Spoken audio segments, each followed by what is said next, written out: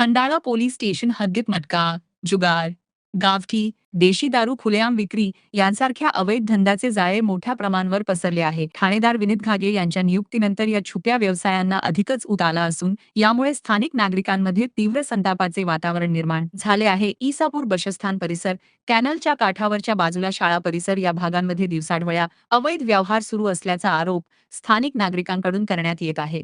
अनेक ठिकाणी रात्री उशिरापर्यंत जुगाराचे अड्डे रंगत असून गावठी दारू व देशी दारू विक्री बिनधास्तपणे सुरू आहे. पूर्वी या अवैध धंद्यांवर काही प्रमाणात नियंत्रण दिसून येत होते, मात्र सध्या कारवाईचा पूर्णपणे अभाव जाणवत आहे. बीट जमादार गोपाल मोरे व पोलीस उपनिरीक्षक शिवाजी देशमुख यांच्या आशीर्वादाशिवाय एवढ्या मोठ्या प्रमाणात हे अवैध प्रकार सुरू राहू शकत नाहीत, असा गंभीर आरोप संतप्त रहिवाशांनी केला आहे. या परिस्थितीमुळे परिसरातील तरुण पिढी व्यसनाच्या आहारी जात असून शाळा परिसरात चालणाऱ्या मटका, जुगार व गावठी दारू अंड्यांमुळे पालकवर्गात भीती आणि चिंतेचे वातावरण पसरले आहे. कायदा व सुव्यवस्थेचा प्रश्न निर्माण करणाऱ्या या वाढत्या गुन्हेगारी स्वरूपाच्या प्रवृत्तीवर स्थानिक पोलिसांकडून कोणतीही ठोस कारवाई केली जात नसल्याने प्रशासनाच्या भूमिकेवरच मोठे प्रश्नचिन्ह उपस्थित होत आहे.